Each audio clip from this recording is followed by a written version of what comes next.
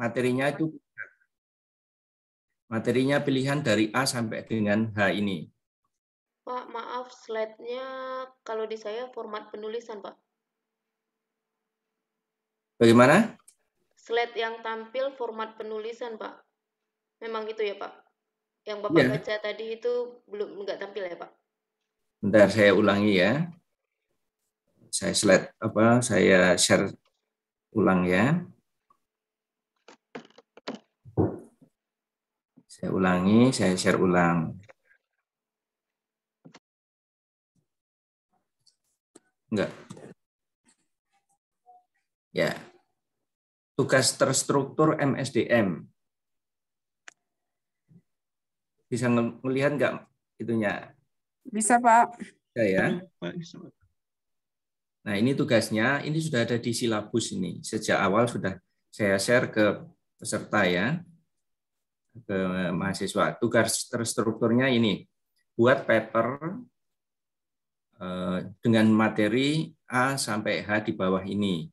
Sekitar 15 sampai 20 halaman isi dengan spasi 1,5, font Arial 12, rata kiri kanan 3443, dipresentasikan secara berkelompok. Ya, ada berapa mahasiswa ini sekarang? 27, Pak. 27. Ya, dibagi 5 kelompok lah. Ya, nanti ada yang lebih dari 5.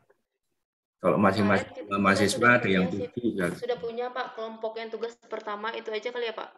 Oh, boleh juga kalau mau pakai tugas kelompok yang sudah ada. Kelompok yang sudah ada silakan. Ya. Nah, materinya nanti dibuat A sampai dengan H ini judulnya. Ya.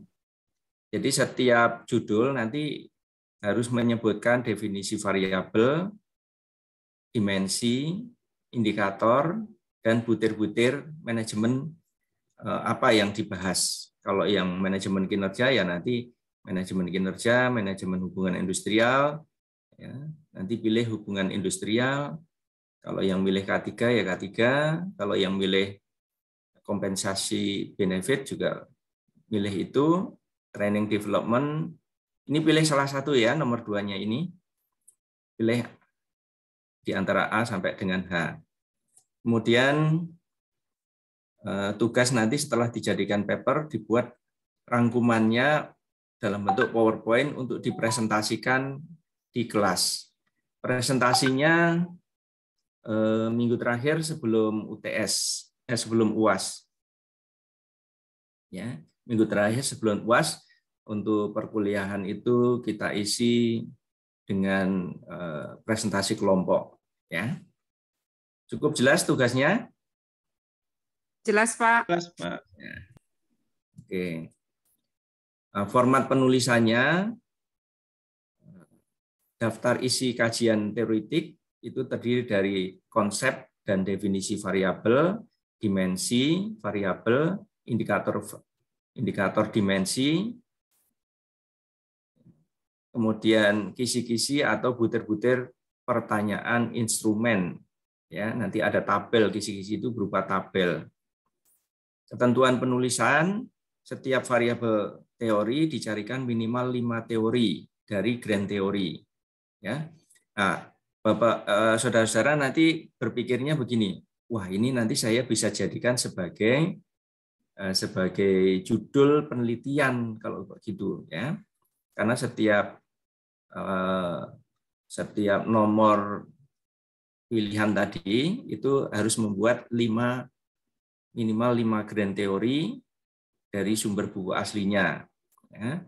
Penulis buku langsung, kemudian penulis mensintesiskan atau merangkum pendapat para ahli tersebut. Ya, jadi mahasiswa nanti tugasnya setelah membuat 5 teori, mencari 5 teori, kemudian membuat rangkuman terhadap 5 teori tersebut.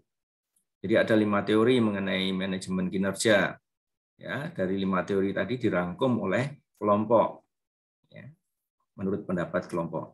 Kemudian setiap dimensi variabel dibuat perincian dan penjelasan dari sumber pustakanya. Ya.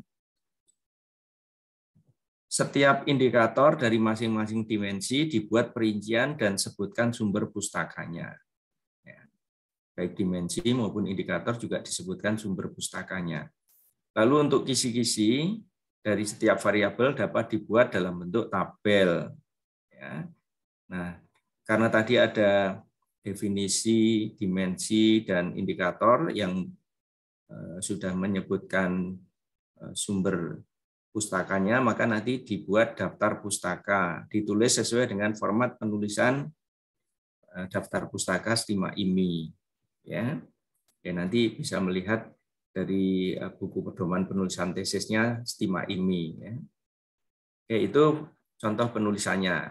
Nah, kemudian setelah jadi itu dibuat presentasinya nanti untuk dipaparkan di kelas. Oke, ini nanti saudara-saudara lihat kembali ya, tugas ini ada di dalam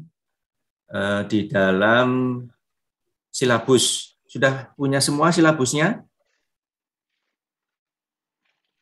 Ketua kelas gimana, ketua kelas? Silabusnya sudah dibuka di portal? Sudah dibuka belum di portal silabusnya? Masih belum, Pak. Sudah, Pak. Itu harus dibuka ya. Nanti Baik, Pak. saya tuliskan di tugas terakhir nanti ya, di bagian akhir perkuliahan. Nanti kita UASnya kapan? Katanya sih tanggal 3, tanggal 4 Juni ya, Pak. Tanggal 3, tanggal 4 Juni. Oke, kalau gitu nanti UTS, Pak. Sebelum perkuliahan terakhir ya. Ya, UTS ya, Pak. Belum perkuliahan terakhir, tugas ini sudah harus disiapkan presentasinya tadi sama ininya ya, sama naskahnya nanti ya. Pak, ini buat terakhir UAS atau UTS, Pak? Bagaimana? Untuk UAS atau UTS, Pak?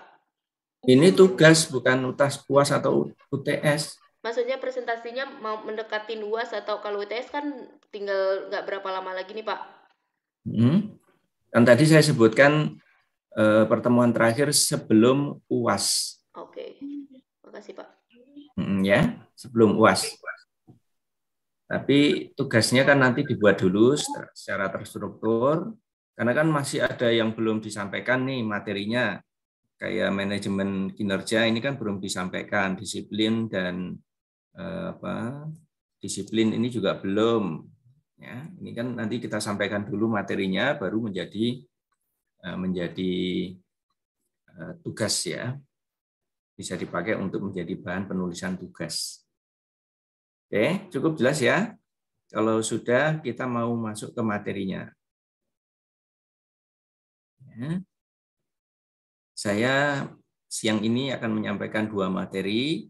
Yang pertama mengenai Undang-Undang Cipta Kerja dan yang kedua mengenai manajemen kinerja. Ya. Nah, Undang-Undang Cipta Kerja ini merupakan selingan dari perkembangan kondisi Omnibus Law atau perkembangan dari hukum ketenagakerjaan di Indonesia. Ya, ini merupakan bagian dari manajemen hubungan industrial. Ya, manajemen hubungan industrial itu kemarin kita sudah bahas mengenai penyelesaian perselisihan hubungan industrial. Nah, di sini adalah landasan hukum di dalam hubungan industrial atau di dalam hukum ketenagakerjaan di Indonesia. Ya.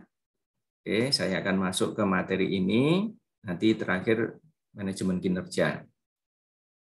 Baik, sudah bisa melihat materi saya? Sudah, Pak. Baik. Saya akan menyampaikan materi ini cepat saja karena mungkin saudara-saudara juga sudah membaca beberapa artikel atau pemberitaan yang ada di media-media ya. Ya, termasuk perkembangan terakhirnya adalah Undang-Undang Cipta Kerja ini di judicial review oleh Mahkamah Konstitusi dan dinyatakan inkonstitusional bersyarat ya. Nah, apa inkonstitusional bersyarat itu? Bahwa Undang-Undang Cipta Kerja ini harus diperbaiki dalam waktu 2 tahun, dan selama perbaikan Undang-Undang Cipta Kerja tetap berlaku, ya, tetap berlaku. Oke, karena ini tetap berlaku, maka saya sampaikan ya kepada saudara-saudara semua. Nah, materi ini saya akan sampaikan klaster ketiga dari Undang-Undang Cipta Kerja, yaitu ketenaga kerjaan, ya. Di mana kita tahu bahwa Undang-Undang Cipta Kerja itu ada 11 klaster. Klaster yang ketiganya adalah klaster ketenaga kerjaan. Saya akan masuk ke materi yang klaster ketenaga kerjaan saja, ya. Apa yang terjadi dengan Undang-Undang Cipta Kerja, dampaknya terhadap PHK, tenaga kerja asing, jaminan kehilangan pekerjaan, perjanjian kerja waktu tertentu, perjanjian kerja waktu tidak tertentu, dan outsourcing, ya, alih daya. Ya, sebenarnya itu ada ada YouTube-nya, nanti saudara-saudara bisa buka sendiri nanti YouTube-nya itu ya, di crop saja nanti. Oke.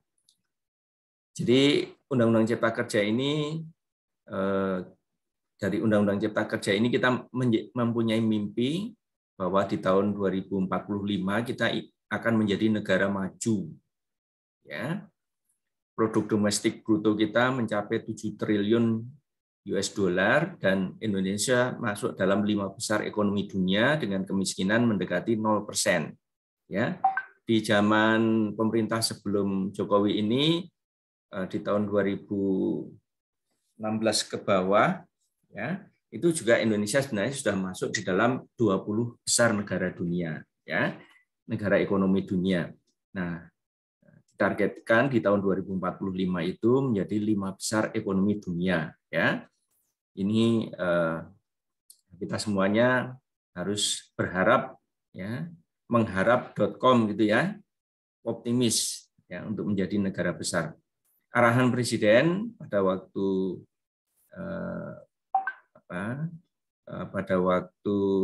sidang paripurna MPR di gedung MPR, ini adalah dalam rangka pertanggungjawaban Presiden dan Wakil Presiden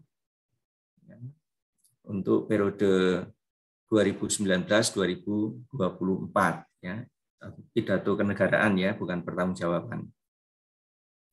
Nah, arahan Presiden untuk menuju tahun 2045 adalah membangun SDM yang bekerja keras, yang dinamis. Pemerintah mengajak DPR menerbitkan Undang-Undang Cipta Kerja, ya, untuk menciptakan lapangan pekerjaan dan menjadikan Undang-Undang Cipta Kerja sebagai omnibus law untuk merevisi puluhan undang-undang yang menghambat penciptaan lapangan kerja, yang menghambat pengembangan UMKM, ya. Jadi Undang-Undang Cipta Kerja itu diinisiasi oleh pemerintah dengan mengajak DPR untuk menerbitkan Undang-Undang Cipta Kerja. Ini dilakukan pada tahun 2019, ya. Arahan Presiden juga bahwa investasi untuk menciptakan lapangan kerja harus diprioritaskan dan prosedur yang panjang, terutama tentang perizinan, harus dipotong. Ya. Oke. Kenapa kita tahun 2024 menuju 5 besar ekonomi dunia? Ya. Ini ada momentumnya. Ya. Yang pertama, momentumnya berkaitan dengan Easy for Doing Business dan Global Competitive Index. Ya, jadi sebelum Undang-Undang Cipta Kerja diterbitkan itu sebenarnya Easy for Doing Business kita itu sudah terjadi peningkatan. Di tahun 2016 itu berada pada posisi 106 dunia dari 190-an negara. Kemudian di tahun 2017 itu menurun menjadi 90, urutan ke-91. Jadi dari 2016 ke 2017 ini ada kenaikan 15 tingkat. Kemudian di tahun 2018 di urutan ke 72 atau meningkat sebanyak 18 urutan. Tetapi kemudian di tahun 2019-2020 itu justru menurun, ya, menjadi peringkat ke-20. Ya. Ini yang menjadi perhatian kita. Tapi momentumnya sudah dari 72 ke 19. Ini sudah cukup bagus ya. Oke, bukan ke 19, ke 73 ya. Jadi nanti di tahun 2019, 2020 itu kita berada di urutan ke-73 besar dari 190-an negara.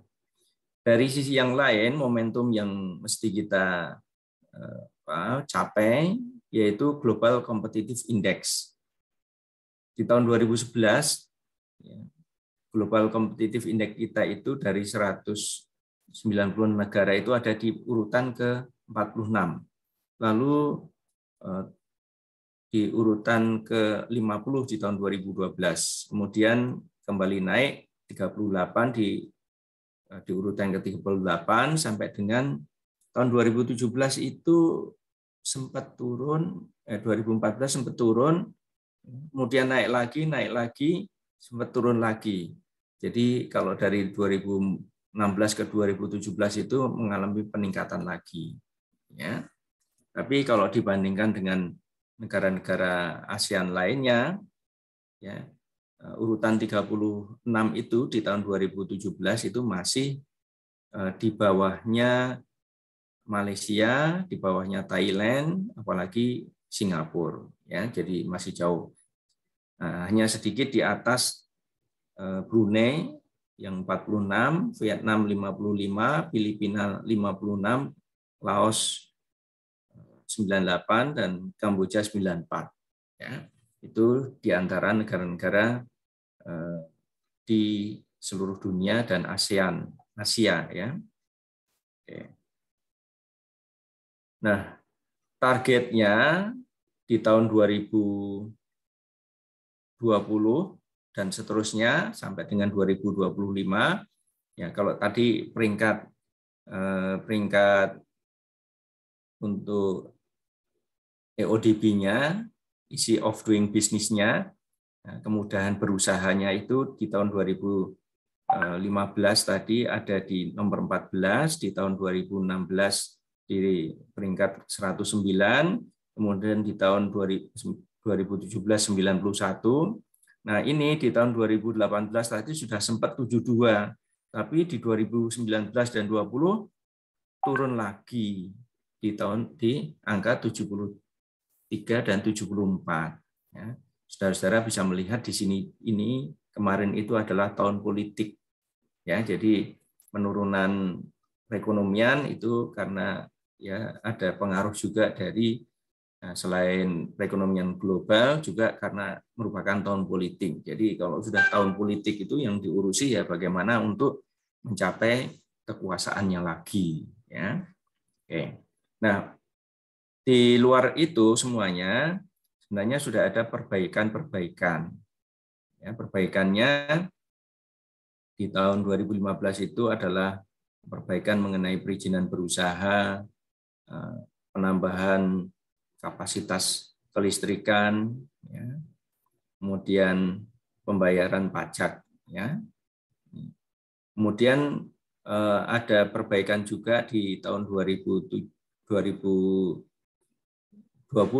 yaitu perbaikan di dalam bisnis juga, perizinan berusaha, masih elektrik juga, pembayaran pajak juga sudah dilakukan, ditambah trading cross border, perdagangan luar negeri, dan enforcing kontrak, ya, yaitu tentang kontrak karya, ya, banyak kontrak-kontrak karya, terutama di bidang pertambangan yang dibuat aturan-aturannya.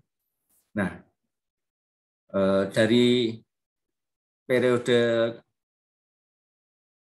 pemerintahan di tahun berikutnya, yaitu di tahun 2001 sampai dengan 2025, ini mentargetkan easy of doing business kita meningkat dari tahun 2021 itu di urutan 60 sampai dengan 50 menjadi tahun 2025 itu urutan 35 sampai 25. Ini periode 5 tahun yang ingin dicapai oleh pemerintah dengan melakukan perbaikan pada seluruh indikator. Ada 11 indikator.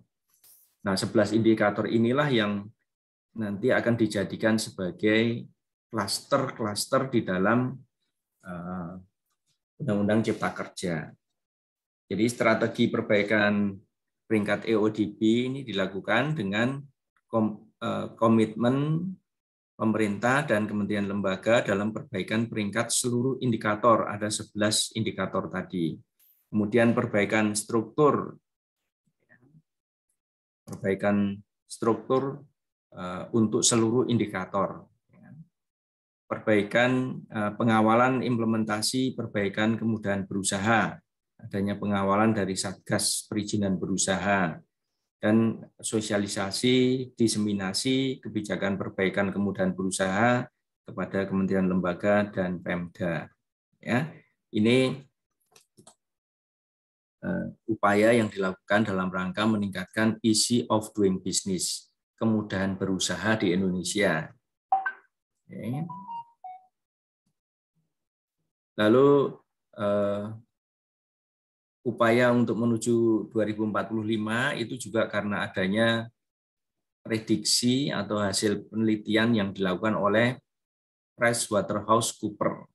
Ya, PricewaterhouseCoopers di dalam penelitiannya mempublikasikan the long view, how will the global economic order change by 2050, ya, yang memprediksikan negara dengan perekonomian paling kuat di tahun 2030 dan 2050. Prediksi PDB menurut market exchange rate di dalam penelitian tersebut memprediksikan GDP Indonesia akan meningkat dari peringkat 16 di tahun 2016 menjadi peringkat 9 di tahun 2030 dan peringkat 4 di tahun 2050. Ya. Jadi Indonesia 2016 itu berada pada peringkat 16 dengan GDP-nya 941 US dollar. Ya. Lalu di tahun 2009 di tahun 2030 Indonesia berada di peringkat 9, ya, di tahun 2030. Nah, kita lihat juga peringkat pertamanya di tahun 2016 masih diduduki oleh Amerika Serikat, ya, ekonomi terkuat dunia. Kemudian di tahun 2016 ini diikuti oleh Cina, ya, dan Jepang. Lalu perubahan yang terjadi di tahun 2030, Amerika turun di peringkat kedua. Cina naik di peringkat pertama, ya, dengan total GDP yang sangat besar, ya, dibandingkan Indonesia yang di tahun 2009 itu hanya 2.445.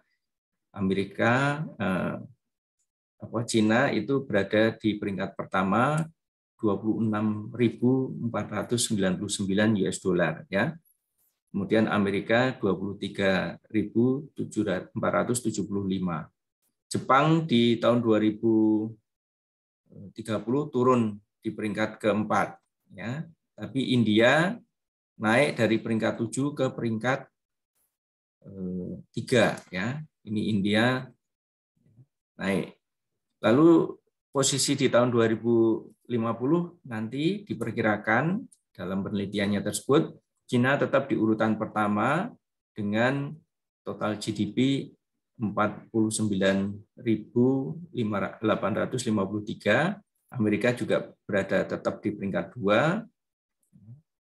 Kemudian India tetap bertahan di tempat ke-3. Lalu Indonesia di tahun 2030 itu diprediksi naik di urutan ke-4 besar dunia. Ya. Jadi kalau 2045 tadi berada di peringkat 5, nanti diharapkan 2050-nya sudah berada di peringkat ke-4. Ya, ini hasil penelitian oleh PwC. Salah satu temuan utama dalam penelitian tersebut, negara berkembang perlu meningkatkan kelembagaan dan infrastruktur secara signifikan untuk merealisasikan potensi pertumbuhan jangka panjangnya. Ya. Nih, catatannya adalah meningkatkan kelembagaan dan infrastruktur secara signifikan, Makanya di zaman pemerintahan sekarang ini infrastruktur gila-gilaan ya, bahkan kelihatannya melebihi kemampuan kita ya. Kok melebihi kemampuan kita ya? Seharusnya kan infrastruktur itu juga, kenaikan infrastruktur itu juga memperhatikan kemampuan ya, kemampuan pendanaan, bukan terus signifikan tapi dari pinjaman luar negeri atau dari pinjaman korporasi ya, seperti yang kereta api Indonesia Cina itu kan pinjaman korporasi itu ya, jadi bukan didanai oleh APBN saja. Awal mulanya itu adalah pendanaan korporasi yang dijadikan agunan itu bank-bank plat merah ya, semuanya harus menandatangani perjanjian korporasi dengan kereta api konsorsium kereta api Indonesia cepat itu ya, Indonesia Cina yang Jakarta Bandung itu ya. Nah, itu pembiayaannya oleh korporasi. Tetapi belakangan karena terjadi pembengkakan, APBN harus tombok di situ. Ya, inilah yang nanti ada potensi juga kalau sampai gagal ya, sampai mangkrak, maka ya bank-bank plat merah tadi sudah menjadi jaminan itu untuk kereta api cepat Indonesia Cina Jakarta Bandung itu ya. Itu harus hati-hati nanti ya. Kalau nggak hati-hati bisa menjadi debt trap ya, jebakan hutang ya. Oke. Kalau sudah jebakan hutang ya nanti akan direstrukturisasi kalau sampai gagal bayar ya. Oke, itu bahayanya ya. Oke. Nah, di dalam Undang-Undang Cipta Kerja itu latar belakangnya kenapa harus membuat Undang-Undang Cipta Kerja. Pada saat tahun 2019 terdapat 7 juta orang yang belum mendapatkan pekerjaan, menganggur. Setiap angkatan kerja setiap tahun ada angkatan kerja baru 2 juta dan setiap pertumbuhan ekonomi 1% itu menyerap hanya 400.000 pekerja. Pertumbuhan ekonomi Indonesia di tahun 2019 ke belakang itu rata-rata 5%. Ya. Jumlah pekerja informal 74,1 juta atau 57 sekian persen. Tahun 2019 pekerja formal 55,3 juta atau 42%. Dominasi pekerja pada sektor informal ini disebabkan karena perkembangan ekonomi digital ya, banyak usahawan baru, usaha bisnis digital itu ini memacu wirausaha secara online dan mandiri dengan karakteristik kaum milenial yang cenderung memilih jam kerja fleksibel ya. Nggak tahu ini hasil penelitian atau apa atau hasil survei ya, tapi katanya begitu. Kemudian investasi untuk menciptakan lapangan pekerja itu pemerintah harus memacu pertumbuhan ekonomi 6% atau lebih per tahun untuk membuka lapangan pekerjaan baru guna menampung 2 juta pekerja baru dan 7 juta pengangguran yang sudah ada. Pertumbuhan ekonomi memerlukan investasi baru ya, sekitar 4.800 triliun untuk menyerap setiap 1% pertumbuhan ekonomi memerlukan 800 triliun. Ya. Nah, ini masih itu latar belakang di tahun 2019 ya. Nanti di 2020 itu ternyata ada pandemi sampai dengan 2022 awal ya. Itu masih ada pandemi. Akibatnya apa? Ada pertumbuhan jumlah pengangguran yang sangat signifikan. Nah, tujuan dari perluasan lapangan pekerja tadi adalah untuk menjaga keseimbangan antara kebutuhan perluasan pekerjaan ya, dengan perlindungan pekerja existing. Ya. Yang kedua, untuk menciptakan lapangan kerja baru dan meningkatkan perlindungan bagi pekerja, maka perlu diperlukan reformasi regulasi secara menyeluruh termasuk di sektor ketenaga kerjaan. Oke. Ini sebelah kanannya ini ilustrasinya saja. Tadi yang sudah saya sebutkan tadi, pertumbuhan penduduk, angkatan kerja, dan pengangguran tadi. Nah, ini yang terjadi perubahannya. Perlambatan ekonomi dan ketidakpastian perekonomian global dan gejala geopolitik dunia yang sangat mempengaruhi perekonomian Indonesia, ini menjadi latar belakang kenapa Undang-Undang Cipta Kerja. Perubahan yang sangat cepat di bidang teknologi informasi dan ekonomi digital ini juga menjadi alasan Undang-Undang Cipta Kerja. Ya, di era revolusi industri 4.0 dan revolusi sosial 5.0. Ya. Pertumbuhan ekonomi Indonesia 5 tahun terakhir 5%. Ya, perlu meningkatkan pertumbuhan yang lebih tinggi untuk mencapai visi 2045. Data ketenagakerjaan, pengangguran tadi lebih kurang 7 juta orang, angkatan kerja baru tambah 2 juta tiap tahun, yang terdiri dari jumlah tenaga kerja formal 55 juta, pekerja informal 74 juta tadi. Maka perlu upaya untuk menciptakan lapangan kerja baru dan tetap menjaga kelangsungan bekerja bagi pekerja yang sudah ada saat ini. Oke. Singkat saja, ini saya langsung masuk ke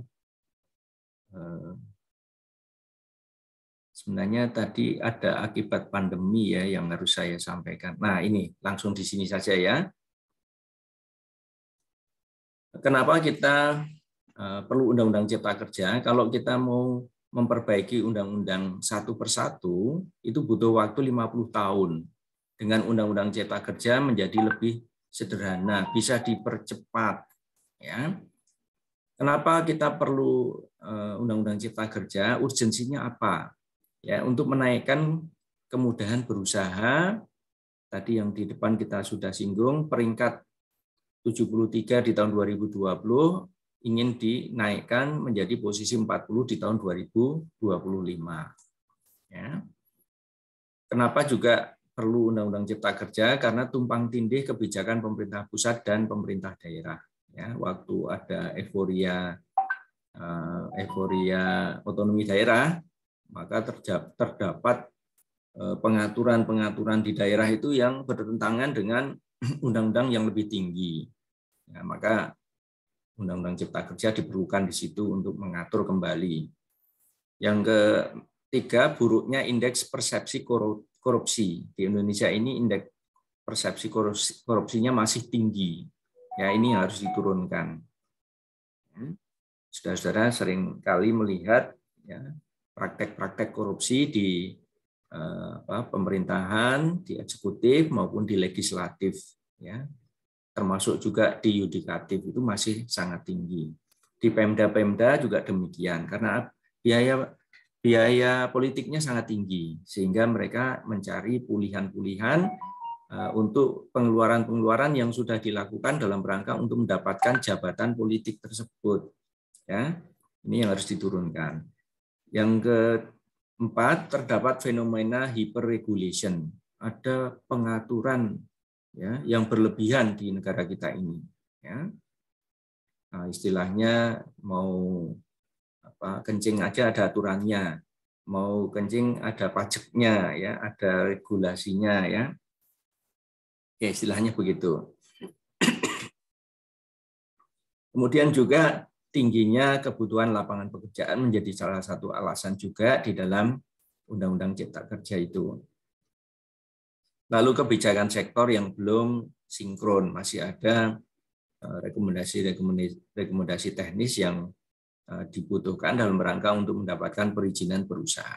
Nah, urgensi tersebut sekaligus menjadi manfaat dari diterbitkannya Undang-Undang Cipta Kerja.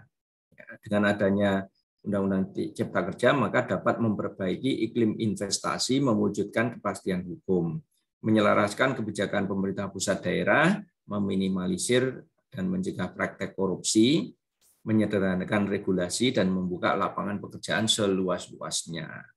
Oke. Namun sayangnya di tahun 2020 awal, itu ada pandemi COVID-19.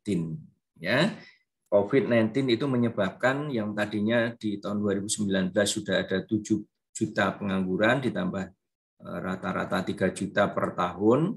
Ya, kemudian akibat pandemi pengangguran bertambah 7 sampai 9 juta. Ya, sampai dengan tahun 2022 ini ya. Sehingga total pengangguran di Indonesia itu di tahun 2020 itu mencapai lebih kurang 17 juta jiwa ya. Belum dihitung di tahun 2021 2022 ya, ini perkembangan saja. Nah, oleh karena itu dengan jumlah pengangguran yang sangat tinggi, maka ya, secara teori ekonomi investasi khususnya padat karya untuk menciptakan lapangan pekerja harus didorong. Ya, lapangan pekerja yang bertambah akan meningkatkan pendapatan masyarakat. Lalu dampak pendapatan masyarakat yang meningkat adalah mendorong daya beli atau konsumsi masyarakat dan akhirnya pertumbuhan ekonomi naik. Itu maksudnya atau ngarep.com ya. Berharapnya seperti itu kan, teori ekonominya seperti itu. Ya, data-data ini dari BPS dan Kemenaker ya, Bapak-bapak, Ibu-ibu ya. Oke.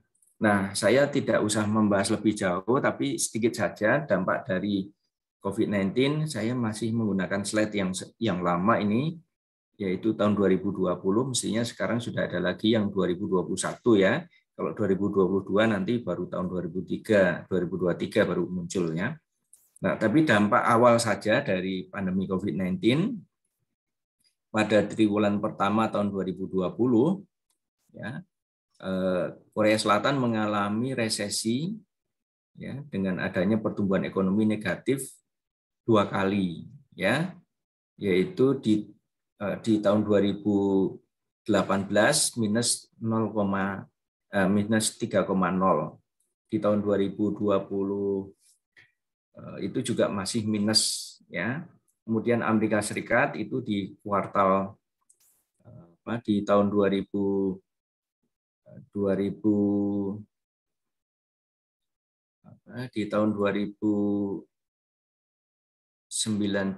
di kuartal sebelumnya itu adalah minus 0,3 bukan minus ya, menjadi minus 9,5 ya.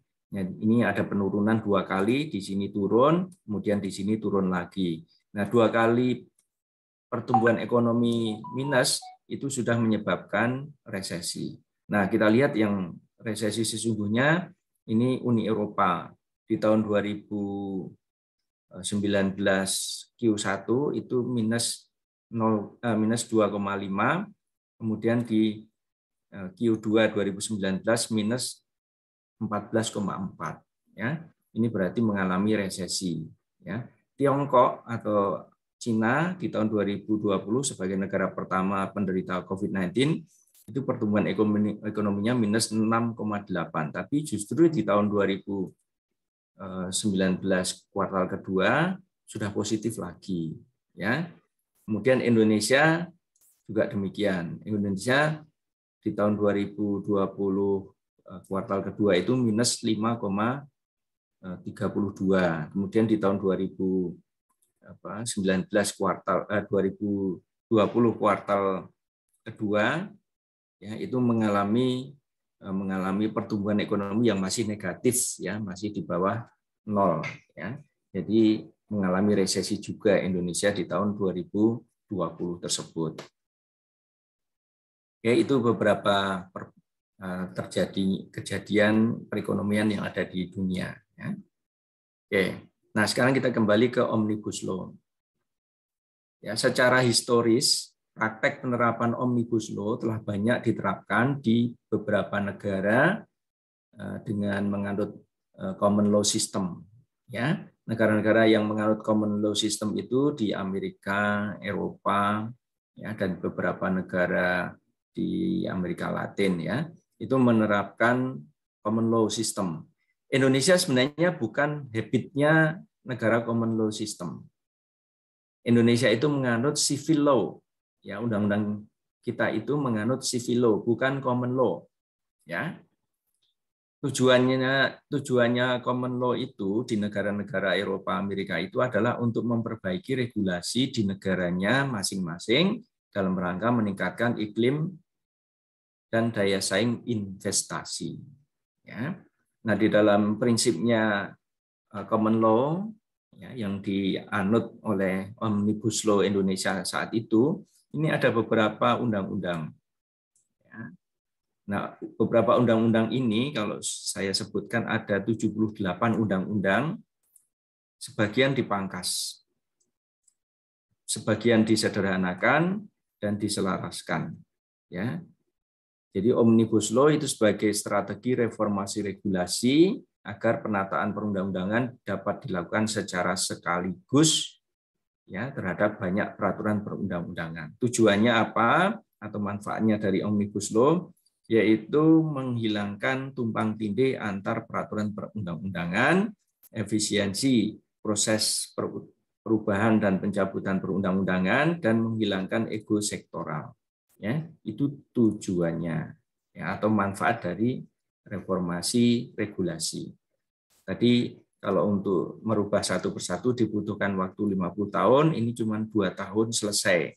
Ya, 2 tahun selesai, tapi ternyata Undang-Undang Cipta Kerja ya, yang dibuat secara kilat itu akhirnya di judicial review oleh Mahkamah Konstitusi menjadi inkonstitusional bersyarat. Ya. Ya, kita lihat lagi perkembangannya. Bagaimana konsepsi Omnibus Law atau penerapan Omnibus Law di Indonesia itu sebenarnya. Ya. Secara umum, Omnibus Law belum populer di Indonesia.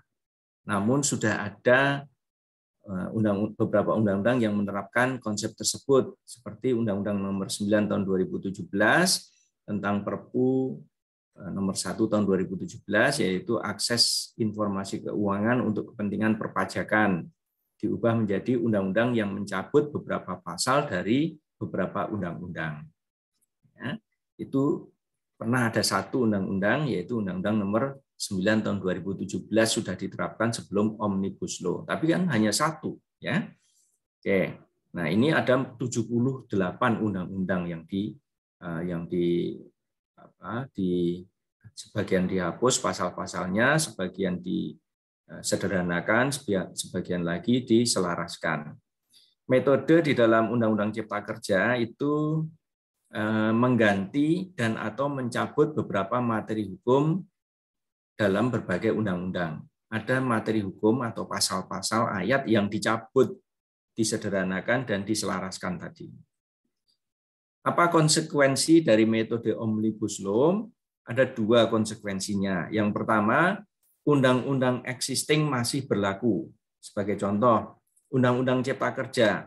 Apakah dengan Undang-Undang Omnibus Law itu Undang-Undang Nomor 13 Tahun 2003 tentang ketenagakerjaan otomatis tidak berlaku? Tidak. Ya. Undang-undang existing masih berlaku kecuali sebagian pasal atau materi hukum yang telah diganti dan dinyatakan tidak berlaku. Ya, itu yang sudah tidak berlaku. Ya. Lalu konsekuensi yang kedua, undang-undang existing tidak berlaku lagi apabila pasal atau materi hukum yang diganti atau dinyatakan tidak berlaku tersebut merupakan inti atau roh dari undang-undang tersebut. Ya. Oke. Jadi ada dengan Undang-Undang Cipta Kerja itu ada yang tetap berlaku undang-undangnya, ada juga yang tidak berlaku lagi secara otomatis karena apa? Pasal-pasal yang merupakan inti atau rohnya undang-undang tersebut sudah dicabut. Ya. Oke. Asas-asas dan tujuan dan ruang lingkupnya. Asas dari Undang-Undang Cipta Kerja itu adalah pemerataan, kepastian hukum, kemudahan berusaha, dan kebersamaan kemandirian. Penjelasannya ada di undang-undang, nanti saya nggak usah jelaskan karena ini materi hukum ya. Tujuannya menciptakan dan meningkatkan lapangan pekerjaan, menjamin setiap warga negara memperoleh pekerjaan dan perlakuan yang adil dan layak dalam hubungan kerja, serta mendapatkan imbalan. Melakukan penyesuaian berbagai aspek pengaturan yang berkaitan dengan keberpihakan, penguatan, dan perlindungan bagi koperasi dan UMKM, serta industri nasional.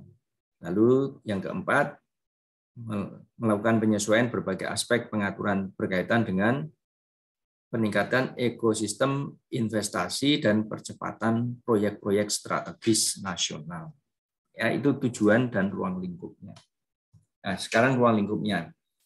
Ada A sampai I, ruang lingkupnya yaitu pertama adalah peningkatan ekosistem investasi dan kegiatan berusaha. Yang kedua, ruang lingkup di bidang ketenagakerjaan. Nah, kita lebih fokus ke sini saja ya, karena kita berhubungan dengan MSDM itu lebih dekat kepada ketenagakerjaan. Yang lainnya ada kemudahan perlindungan pemberdayaan koperasi, UMKM, kemudahan berusaha, dukungan riset dan inovasi, ini juga nanti ada kaitannya dengan pendidikan, ada kaitannya dengan MSDM, riset dan inovasi. Lalu di bidang klaster yang lain ada pengadaan tanah, kawasan ekonomi, investasi pusat dan percepatan proyek strategis nasional, melaksanakan administrasi pemerintahan, dan pengenaan sanksi. Itu ruang lingkupnya yang selanjutnya nanti dituangkan dalam 11 klaster. 11 klaster tersebut adalah klaster penyederhanaan perizinan berusaha, persyaratan investasi dan ketenagakerjaan, dan seterusnya sampai dengan kawasan ekonomi. Ya, kita bahas khusus di ketenagakerjaan saja. Maka kalau kita hanya membahas di ketenagakerjaan, berarti poinnya ada di nomor 3 ini. Ya, di dalam Undang-Undang Cipta Kerja itu pasal-pasal yang terdampak pada Undang-Undang Ketenagakerjaan itu ada 3 undang-undang yang terdampak yang terdiri dari 55 pasal. Jadi Undang-Undang nomor 13 tahun 2003 itu terdampak adanya Undang-Undang Cipta Kerja. Kemudian ada lagi Undang-Undang nomor 2 tahun 2004 dan Undang-Undang nomor 21 tahun 2000 ya. Ini terkena dampak Undang-Undang Cipta Kerja ya, yang terdiri dari totalnya 56 pasal. Kalau kita lihat di di pengaturan mengenai upah minimum ya, ketentuan mengenai outsourcing, ketentuan upah minimum itu diatur selanjutnya di dalam peraturan pemerintah nomor 36 tahun 2021. Ketentuan outsourcing ini ada di undang-undang peraturan pemerintah nomor 35 tahun 2021, TKA 34 2021, pesangon PHK itu ada di 35 2021, kemudian ini jaminan kehilangan pekerjaan sweetener dan ya, ini ada di peraturan pemerintah nomor 37 tahun 2021. Ya, ini klaster ketenagakerjaan. Yang lainnya saya nggak usah bahas karena itu di luar MSDM ya. Oke. Nah, dari MSDM kalau kita lihat ini ada klaster pertama, saya lewatin saja. Klaster pertama penyederhanaan perizinan berusaha. Ya, ini ya kita nggak usah bahas karena kita bahas tadi sudah di klaster yang ketiga ini saja ya. Oke. Nah, Undang-Undang Cipta Kerja itu sebenarnya menciptakan lapangan pekerjaan dari mana? Ya, kalau kita lihat alur dari Undang-Undang Cipta Kerja, ini kan ada tadi sumber cipta lapangan kerjaan itu berasal dari investasi, ya. Kemudian dari UMKM, ya, dengan adanya ekonomi informal tadi, ya, ada bisnis digital, adanya kecenderungan kaum milenial untuk usaha mandiri secara online tadi, ya. Kemudian proyek-proyek pemerintah, ya, itu sumber cipta lapangan pekerjaan. Kalau kita lihat klaster-klaster yang ditimbulkan dari 11 klaster dari investasi tadi, ada penyederhanaan perizinan di 18 sektor, termasuk penyederhanaan perizinan di sektor ketenagakerjaan. Ya. Kemudian UMKM ini adalah melalui kemudahan pemberdayaan dan perlindungan UMKM. Ya, nanti ada kriteria UMKM, basis data tunggal, kemudian ada kolaboratif processing cluster, kemudahan perizinan tunggal pada UMKM, dan kemitraan insentif dan pembiayaan dari pemerintah. Ya, lalu yang sumber lapangan pekerjaan yang muncul dari proyek-proyek strategis nasional dan investasi nasional, ya, investasi pemerintah. Oke, kemudian ada klaster pendukung di antara 11 klaster tadi, yaitu administrasi pemerintahan dan pengadaan sanksi. Nanti di dalam Undang-Undang Cipta Kerja itu tidak ada sanksi pidana, yang ada sanksi perdata. Kecuali nanti ada sanksi perdata yang sudah diputus oleh pengadilan tidak dilaksanakan, maka nanti bisa ditingkatkan ke sanksi pidana. Ya. Jadi pemerintah itu nanti dari pusat sampai daerah itu dalam rangka kemudian mendukung perizinan berusaha itu tidak dapat dikenakan sanksi pidana, hanya sanksi perdata, ya, yang dapat ditingkatkan menjadi pidana apabila sanksi perdata tadi tidak dilaksanakan. Oke. Nah, sekarang kita masuk ke substansi dari Undang-Undang Cipta Kerja. Undang-Undang Cipta Kerja itu merangkum 77 undang-undang, disederhanakan menjadi 180 menjadi satu undang-undang, yaitu Undang-Undang Cipta Kerja yang terdiri dari 186 pasal dan 5 bab. Ya. Nah, dari 186 pasal, 15 bab tadi, selanjutnya dituangkan di dalam 11 klaster. 11 klaster tadi sudah saya sebutkan di materi sebelumnya, salah satunya adalah klaster ketenaga kerjaan. Ya, klaster ketenaga kerjaan itu nanti selanjutnya akan diterbitkan 4 peraturan pemerintah. Ya, di sini nanti ada 4 peraturan pemerintah baru, ya, di tahun 2021 yang lalu yang sudah diterbitkan. Tujuan Undang-Undang Cipta Kerja tadi sudah saya sebutkan di depan, nggak usah saya ulang lagi. Dinamikanya pada waktu Undang-Undang Cipta Kerja disusun itu ada beberapa undang-undang yang sudah diusulkan, tetapi ada juga yang ditarik kembali dan ada yang dimasukkan yang baru. Ya, contoh yang ditarik kembali itu adalah Undang-Undang Nomor 20 tahun 2003 yang saya blok warna kuning ini adalah terkait dengan sektor pendidikan. Ini tadinya dibahas tapi dikeluarkan lagi dari Undang-Undang Cipta Kerja. Ya. Lalu yang tadinya tidak masuk ditambahkan ada Undang-Undang Nomor 6 2083, Undang-Undang Nomor 783, ya, Undang-Undang Nomor 883, Undang-Undang Nomor 18 tahun 2007 ini ditambahkan. Sehingga tadi dari dinamika yang terjadi di dalam pembahasan itu finalnya ada 77 undang-undang, ya, yang disederhanakan menjadi satu undang-undang, yaitu Undang-Undang Cipta Kerja dengan 186 pasal tadi dan 15 bab, 11 klaster. Oke. Nah, saya membahas klaster ketiga saja, ya. Di dalam Undang-Undang Ketenagakerjaan itu, ya, ada pembahasan pengaturan tentang upah minimum. Ya, upah minimum itu diatur dalam PP nomor 36 tahun 2021. Pokok-pokok di dalam upah minimum itu bahwa upah minimum tidak turun dan tidak dapat ditangguhkan. Yang sebelumnya di dalam peraturan menteri upah minimum itu dapat ditangguhkan paling lama 1 tahun. Ya. Oke. Penjelasannya bahwa upah minimum itu hanya berlaku untuk pekerja baru yang bekerja kurang dari 1 tahun. Namun pekerja baru tetap dimungkinkan menerima upah di atas upah minimum dengan memperhatikan kompetensi, pendidikan, dan sertifikasi. Maka sertifikasi ini sekarang menjadi penting. Kalau selama ini hanya kompetensi dan pendidikan, maka kompetensi ini hanya dapat dibuktikan dengan sertifikasi nanti. Kalau dulu tanpa pembuktian sertifikasi sudah bisa, sekarang harus dibuktikan dengan sertifikasi. Maka banyak LSP sekarang ini.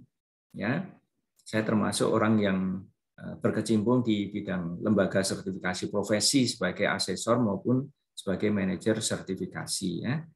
Ini karena pentingnya masalah ini. Yang kedua, di dalam penjelasan upah minimum itu, pekerja yang masa kerjanya 1 tahun ke atas mengikuti ketentuan upah sesuai dengan struktur upah skala upah. Ya. Struktur upah skala upah itu diatur di dalam Permenaker nomor 1 tahun 2017. Ya, itu masih tetap berlaku, ya, ditetapkan masih tetap berlaku dengan adanya Undang-Undang Cipta Kerja maupun PP 36 tahun 2021 tersebut. Industri padat karya yang dapat diberikan insentif berupa upah minimum tersendiri untuk mempertahankan kelangsungan usaha dan keberlangsungan usaha bagi pekerja. Ya, UMKM diatur tersendiri penetapan UMP-nya. Kemudian di dalam hubungan kerja itu dapat ditetapkan skema upah per jam yang sebelumnya tidak ada, sekarang upah sejam ini diberlakukan.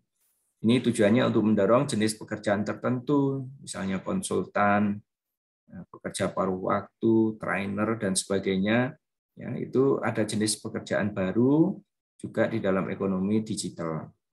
Yang kedua, skema upah per jam itu untuk memberikan perlindungan hak dan perlindungan bagi pekerja tersebut untuk perlu pengaturan upah berbasis jam kerja dan tidak menghapus ketentuan mengenai upah minimum. Ya, yang tadinya upah minimum per hari, sekarang ada upah minimum per jam. Apabila upah berbasis jam kerja tidak diatur, maka pekerja pada sektor tersebut tidak mendapatkan perlindungan upah, maka harus diatur supaya ada perlindungan upahnya. Kemudian yang kedua, di dalam Undang-Undang Cipta Kerja tadi nanti akan diatur juga ketentuan mengenai pemutusan hubungan kerja. Pemutusan hubungan kerja yang di dalam Undang-Undang Cipta Kerja itu diatur di dalam PP nomor 35 tahun 2021. Pokok-pokok kebijakan mengenai PHK itu tetap memberikan perlindungan bagi pekerja yang terkena PHK. Ya, pekerja yang terkena PHK tetap mendapatkan kompensasi. Yang tadinya itu kompensasinya 32 bulan maksimal, mencapai masa kerja maksimal, ini menjadi maksimalnya berkurang, maksimal 25 ya, bulan upah. Ya. Penjelasan dari pemutusan hubungan kerja ini adalah pemerintah menambahkan jaminan kehilangan pekerjaan. Ya, ini sudah masuk di dalam 25 tadi jaminan kehilangan pekerjaannya itu, yaitu berupa perlindungan bagi pekerja yang terkena PHK. Ya. Badan usaha yang tadinya terkena 32 bulan upah maksimal itu menjadi hanya terkena 19 bulan upah. Ya. 6 bulan upah berikutnya itu dibayar oleh pemerintah melalui BPJS Ketenagakerjaan dan APBN. Ya. Lalu di dalam JKP itu nanti ada manfaat berupa cash benefit, ya, 6 bulan upah ya, dengan persentase tertentu. Kemudian ada manfaat vocation training, pendidikan vokasi atau pelatihan vokasi, dan job placement test. Penambahan manfaat JKP ini tidak menambah iuran bagi pekerja ataupun perusahaan. Nah, hanya merubah komposisinya saja. Pekerja yang mendapatkan JKP tetap akan mendapatkan jaminan sosial lainnya seperti jaminan kecelakaan kerja, jaminan hari tua, jaminan pensiun, dan jaminan kematian. Ya. Ini untuk memberikan perlindungan bagi pekerja kontrak, dan untuk memberikan perlindungan kepada pekerja kontrak diperlakukan kompensasi pengakhiran hubungan kerja yang sebelumnya tidak diberikan. Ya, pengakhiran hubungan kerja untuk pekerja kontrak ini diberikan 1 bulan upah bagi pekerja yang sudah bekerja selama 1 tahun berturut-turut. Yang belum mencapai 1 tahun berturut-turut atau kontraknya kurang dari 1 tahun misalnya, maka nanti akan diperhitungkan secara proporsional. Yang ketiga di dalam klaster 3 Undang-Undang Cipta Kerja adalah peningkatan perlindungan pekerja dan perluasan lapangan kerja. Ada 3 poin yang ada di sini, yaitu membahas mengenai PKWT, PKWTT, ya, perusahaan alih daya atau outsourcing atau tenaga kerja outsourcing, dan waktu kerja, waktu istirahat.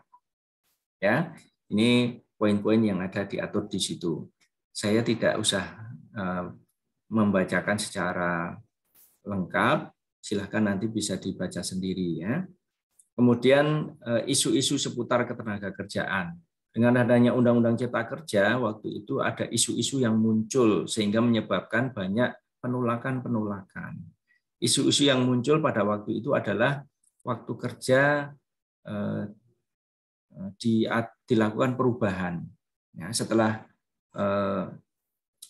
setelah dilakukan protes-protes dan sebagainya, maka pemerintah mengeluarkan statement bahwa waktu kerja, waktu istirahat itu mengikuti Undang-Undang Nomor 13, berarti tidak diubah waktu kerja, waktu istirahat, yaitu tetap 7 jam sehari, 40 jam seminggu, dan 6 hari kerja dalam 1 minggu. Atau 8 jam sehari, 40 jam seminggu untuk waktu kerja 5 hari dalam 1 minggu. Nah, yang diubah waktu kerja itu adalah pemberlakuan waktu kerja kurang dari jam kerja standar, dan pemberlakuan untuk daerah tertentu, jenis pekerjaan tertentu, itu ada pengaturan jam kerja yang lebih panjang dari jam kerja standar. Ya, jam kerja standarnya itu 7 jam atau 8 jam sehari, tetapi ada penambahan klausal, yaitu yang untuk bekerja pada sektor digital tadi yang kurang dari 7 jam sehari, sedangkan untuk pekerja tertentu di sektor pertambangan, perkebunan, dan perikanan itu lebih dari 7 jam atau 8 jam sehari. Perubahannya ada di situ penegasannya ya. Tapi Undang-Undang Nomor 13 memungkinkan 7 jam, 8 jam sehari itu tetap berlaku. Lalu mengenai hak istirahat, pekerja ini juga dulu ada sinyalemen bahwa hak cuti haid itu dihapuskan. Kemudian ditegaskan oleh pemerintah, pengusaha tetap wajib memberikan waktu istirahat dan cuti bagi pekerja atau buruh. Ya, cutinya ada yang diatur sesuai dengan peraturan perusahaannya 12 hari dalam 1 tahun, ada yang menetapkan lebih dari itu. Undang-Undang Cipta Kerja tidak menghilangkan hak istirahat saat haid dan istirahat melahirkan yang telah diatur di dalam Undang-Undang Ketenagakerjaan. Ya, cuti haid dan cuti melahirkan tetap diberikan bagi karyawan yang menjalaninya. Kemudian upah minimum, ini dulu juga menjadi isu, upah minimum ditegaskan lagi untuk upah minimum ditetapkan dengan memperhatikan kondisi ekonomi dan ketenagakerjaan serta aspek pertumbuhan ekonomi daerah, inflasi daerah. Ya, yang diatur lagi upah minimum tadi diberikan kebebasan kepada UMKM untuk mengatur ya, ketentuan mengenai upah minimum sendiri. Ya, itu perubahannya yang menjadi isu tadinya katanya diberlakukan secara umum, tetapi ternyata yang boleh melakukan upah minimum di luar upah minimum yang sudah ditetapkan adalah UMKM saja. Lalu tenaga kerja asing ini juga terdapat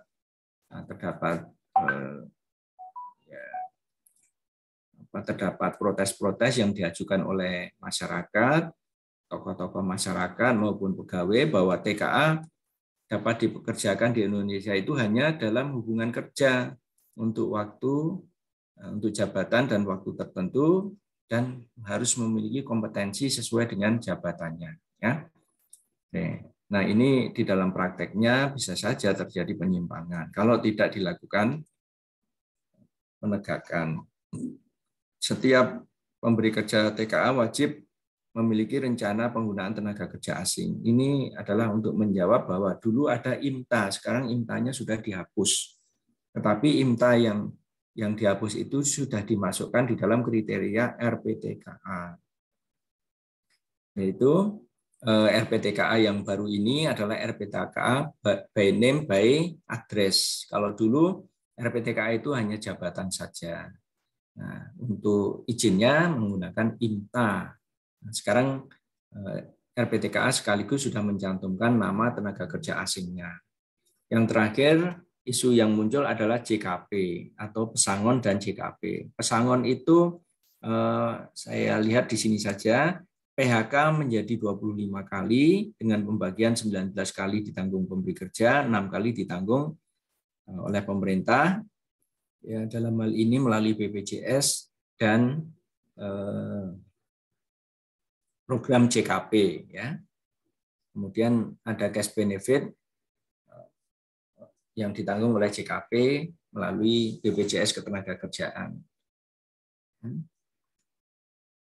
Oke. Kemudian manfaatnya apa sebenarnya Undang-Undang Cipta Kerja itu? Kalau menurut pemerintah manfaatnya banyak, ya, yaitu perjanjian kerja berkaitan dengan PKWT, yaitu pemberian uang kompensasi bagi pekerja atau buruh yang habis masa kontraknya. PKWT hanya dapat dibuat untuk pekerjaan yang tertentu dan tidak dapat diadakan untuk pekerjaan yang bersifat tetap. Nah, itu pengaturan yang barunya ya, manfaat dari Undang-Undang Cipta Kerja. Upah minimum. Ini juga kenaikan upah minimum mempertimbangkan pertumbuhan ekonomi daerah dan inflasi daerah. Jadi kalau pertumbuhan ekonomi daerahnya tinggi, dia akan mengikuti nanti UMP-nya tinggi juga. Kalau inflasi daerahnya tinggi, maka UMP-nya juga akan mengikuti perhitungan inflasi tersebut. Upah minimum yang telah ditetapkan sebelumnya tidak boleh diturunkan dan tidak boleh ditangguhkan. Ya. Ini manfaatnya UMP yang sekarang. Lalu waktu kerja. Ya, kalau dulu waktu kerja itu hanya mengatur PKWT untuk bulanan, PKWT untuk harian. Nah, sekarang ini sudah mengatur tambahannya PKWT untuk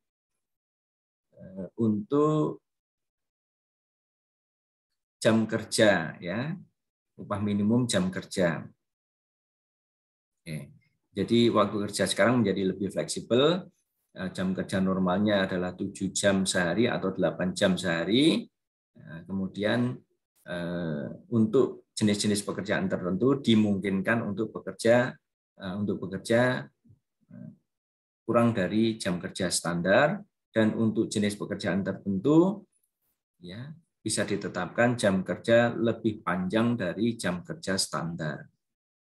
Lalu ketentuan mengenai uang pesangon itu manfaatnya bagi pekerja yang mengalami PHK mendapatkan uang pesangon, penghargaan masa kerja, dan uang penggantian hak sesuai peraturan perundang-undangan yang selanjutnya diatur di dalam PP 37 tahun 2021. Ya.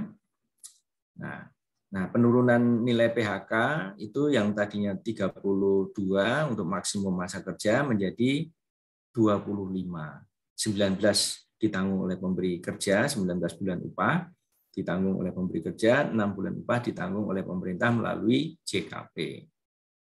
Apa JKP itu manfaatnya? JKP itu diselenggarakan oleh pemerintah dan BPJS Ketenagakerjaan, tidak mengurangi manfaat dari jaminan kecelakaan kerja, jaminan kematian, jaminan hari tua, dan jaminan pensiun. Pembiayaannya bersumber dari BPJS Ketenagakerjaan dan APBN. Ya, ini kata-kata mutiaranya ya, manfaat dari Undang-Undang Cipta Kerja. Di dalam prakteknya nanti Bapak Ibu bisa melihat sendiri di PP 34, PP 35, PP 36 dan PP 37 sebagai peraturan pelaksanaan dari Undang-Undang Cipta Kerja. Oke. Baik, sampai di sini saja untuk materi Undang-Undang Cipta Kerja. Untuk yang lainnya, penjelasan lebih detail dari PKWT, outsourcing, pasca Undang-Undang Cipta Kerja nanti ini adalah materi pelatihan ya, jadi saya tidak sampaikan di sini ya. Oke, ada pertanyaan seputar Undang-Undang Cipta Kerja? Kelihatannya ini banyak mempengaruhi ekosistem ketenaga kerjaan ya, Undang-Undang Cipta Kerja ini. Mudah-mudahan tadi bisa memahami secara singkat penjelasan saya. Silakan kalau ada yang mau ditanyakan. Ayo, siapa yang mau bertanya? Atau Anda tidak peduli dengan Undang-Undang Cipta Kerja yang nantinya atau saat ini sedang Anda hadapi lingkungan kerjanya?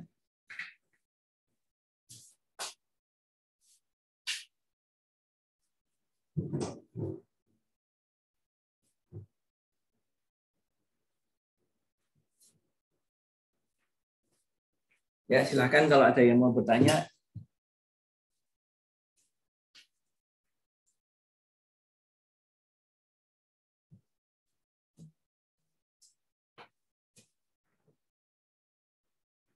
Sudah cukup jelas? Atau bingung? Atau ragu-ragu?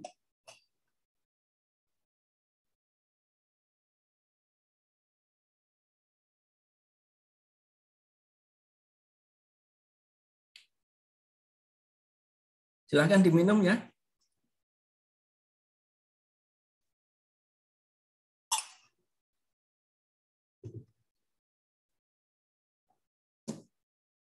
Tidak ada yang bertanya. Kalau tidak ada yang bertanya, saya mau bertanya.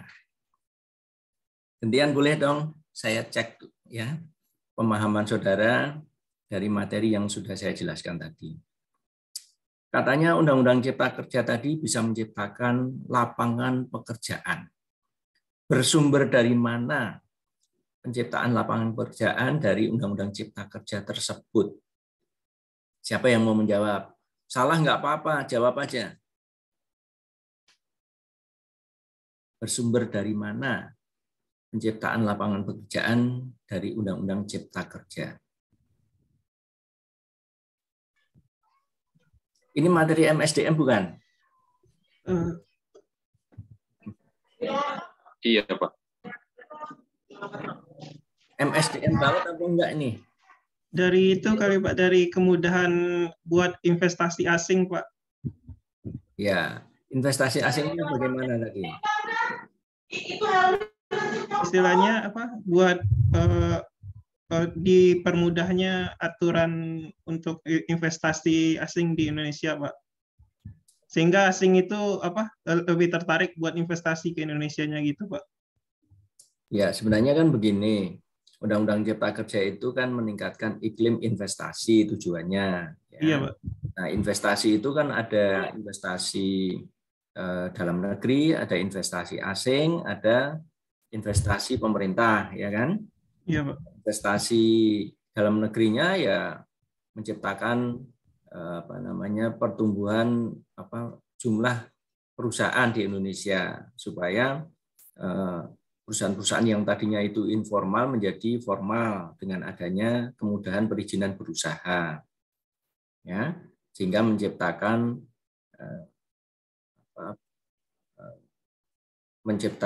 lapangan pekerjaan karena adanya bermunculan perusahaan-perusahaan baru karena kemudahan perizinan berusaha. Lalu di sektor penanaman modal asing dengan adanya kemudahan berusaha, maka asing menjadi tertarik untuk masuk ke Indonesia karena perizinan berusahanya mudah sekali sekarang ini. Ya, apalagi kemudahan perizinan berusaha itu bagi perusahaan-perusahaan yang membangun pabrik, gedung atau gudang di kawasan ekonomi khusus, itu izinnya cukup 2 jam selesai. Ya, izin 2 jam selesai. Saudara-saudara belum tahu mungkin ya, karena belum pernah mengurus perizinan di kawasan ekonomi khusus kan. Nah, kalau saya sudah mengurus perizinan di kawasan ekonomi khusus ya, itu waktunya 2 jam selesai. Dulu saya bisa membandingkan sebelum Undang-Undang Cipta Kerja, untuk mengurus perizinan itu butuh waktu 6 bulan lebih ya, dari perusahaan belum berdiri sampai dengan perusahaan beroperasi ya. 2 tahun lebih untuk setelah beroperasi. Kalau perizinannya 6 bulan lebih. Ada 46 lebih perizinan dan sertifikat standar yang harus diurus ya dulu. Nah, sekarang lebih sederhana. Kemudian yang ketiga, sumber penciptaan lapangan pekerjaan dengan adanya proyek-proyek pemerintah. Ya, sekarang ini kan banyak infrastruktur pemerintah ya. Nah, itu menciptakan lapangan pekerjaan kalau pekerjaannya diambil dari dalam negeri. Tapi sayangnya banyak juga pekerja-pekerja asing yang bekerja di proyek-proyek strategis nasional tersebut. Ini yang bisa mengurangi jatah tenaga kerja Indonesia. Ya, seharusnya penyertaan lapangan pekerjaan itu adalah untuk tenaga kerja dalam negeri, bukan tenaga kerja asing. Asing itu modalnya saja yang masuk, tenaga ahlinya saja yang masuk. Jangan sopir truk, jangan tukang gali masuk di Indonesia. Buat apa? Emang orang Indonesia nggak ada yang bisa gali. Orang Indonesia tidak ada yang bisa nyopir truk. Orang Indonesia tidak ada yang bisa menjadi operator peralatan mesin. Banyak yang bisa. Kenapa harus orang asing yang mengerjakan pekerjaan-pekerjaan kasar tersebut? Ya, pekerjaan orang Indonesia juga banyak kok yang ahli-ahli ya. Nah, ini karena faktor kontra, ya, kontraknya kalah, ya, kalah nego, sehingga mereka banyak yang masuk meskipun bukan tenaga kerja ahli, gitu. Ya, oke. Ada lagi yang mau bertanya? Tadi soal judicial review inconstitutional itu maksudnya apa? Ya, ada yang bisa menjawab? Jadi Undang-Undang Cipta Kerja itu sudah di judicial review oleh Mahkamah Konstitusi dan dinyatakan di dalam keputusannya itu inkonstitusional bersyarat. Artinya Undang-Undang Cipta Kerja itu harus diperbaiki dalam waktu, ya, bersyaratnya itu adalah 2 tahun. Kalau perbaikan Undang-Undang Cipta Kerja dalam waktu 2 tahun itu tidak diselesaikan, maka menjadi inkonstitusional permanen. Artinya Undang-Undang Cipta Kerja tidak berlaku. Setelah 2 tahun itu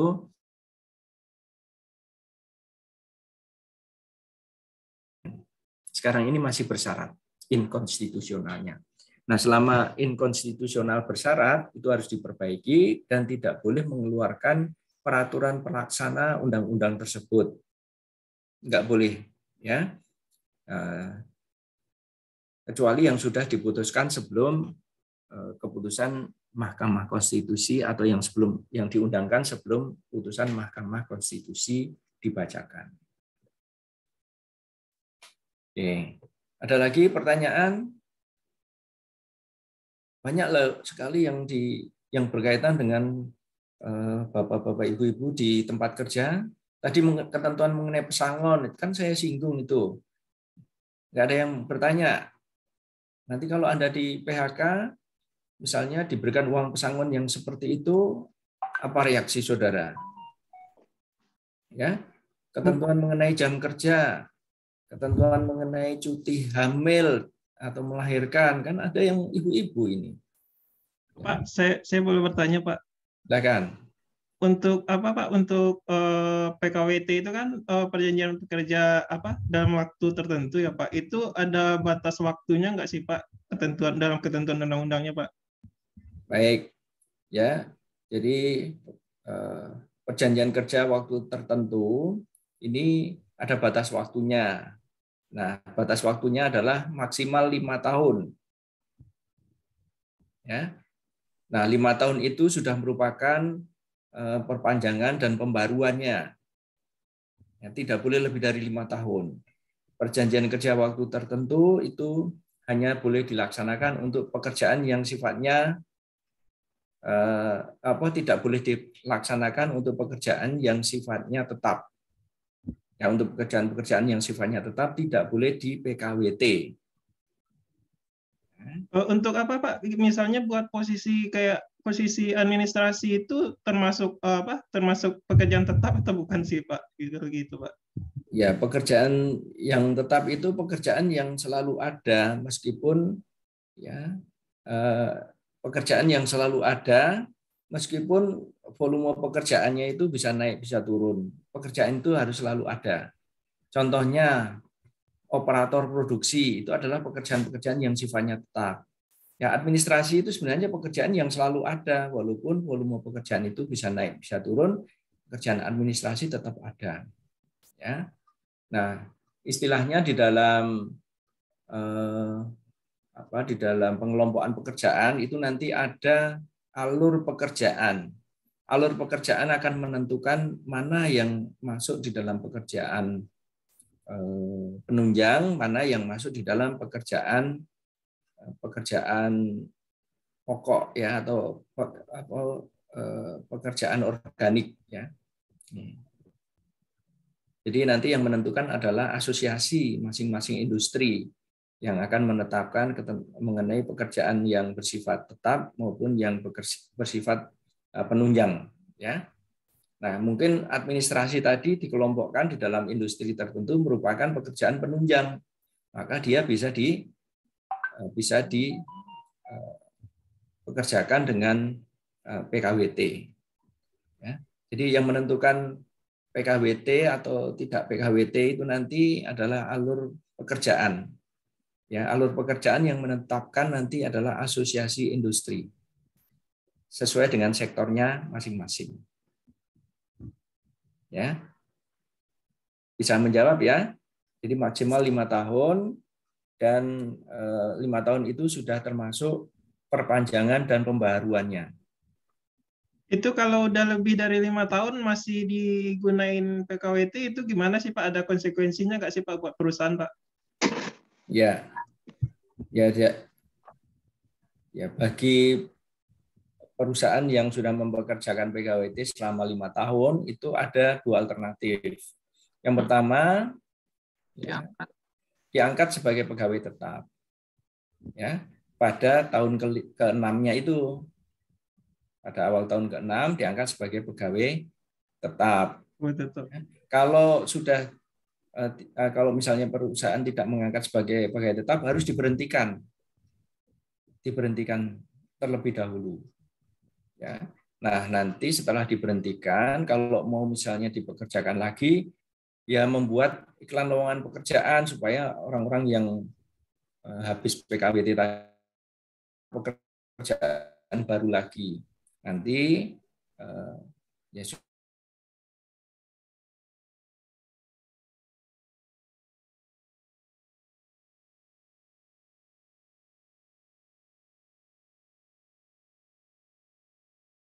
proses itu dianggap masih continue ya atau perpanjangan dari kontrak sebelumnya. Ya. Caranya seperti itu kalau mau mempekerjakan kembali. Tapi dalam proses seperti ini itu banyak terjadi perselingkuhan kontrak. Perselingkuhan kontrak itu ya seolah-olah sudah berhenti, tapi sebenarnya dia tidak diberhentikan secara praktek kerjanya ya. Misalnya hanya oke, kamu nggak usah saya kontrak, tapi tetap saya bayar, kamu tetap kerja. Nah, itu kan perselingkuhan itu. Nah, yang seperti itu kalau terjadi maka dapat dinyatakan batal demi hukum, dan berikutnya karyawan yang seperti itu dianggap tetap bekerja ya, dan kontraknya tidak putus karena telah terjadi pelanggaran hukum di dalam praktek pelaksanaan PKWT. Ya. Nah, kenapa pelanggaran terhadap PKWT itu menyebabkan karyawan berubah statusnya menjadi PKWTT.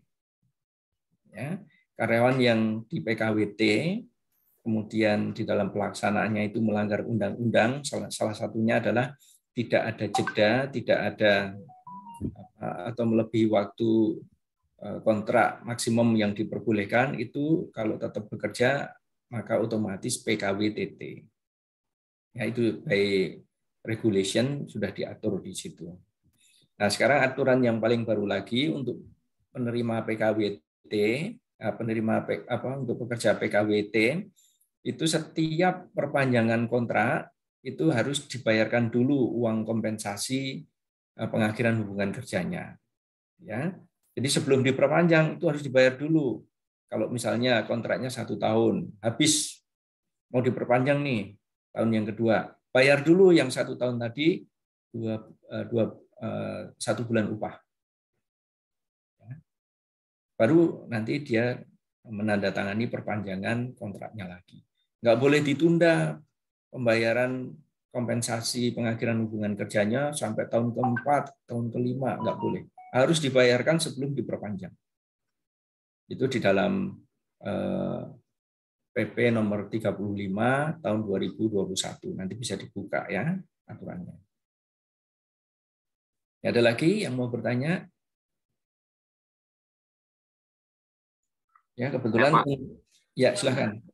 Pak, tadi pengertian batal hukum di sini maksudnya artinya si karyawan ini langsung di status merubah PKWTT atau memang ya udah batal, ini masih dinyatakan continue tapi dengan catatan yaitu tadi PKWTT atau gimana Pak?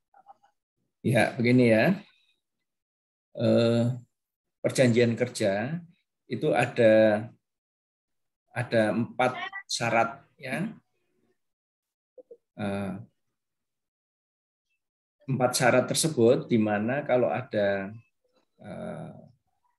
pelanggaran terhadap pemenuhan 4 syarat tadi itu dapat dibatalkan atau batal demi hukum. Yang batal demi hukum itu apabila perjanjian tadi melanggar undang-undang. Itu batal demi hukum. Kalau batal demi hukum, maka yang dipakai adalah peraturan yang lebih tinggi, yaitu peraturan perundang-undangan. Ya, peraturan perundang-undangan mengatur bahwa PKWT yang dibuat melanggar hukum, maka otomatis menjadi PKWTT, perjanjian kerja waktu tertentu. Nah, kalau tidak di PKWTT gimana? Ya, karyawannya harus mengajukan keberatan.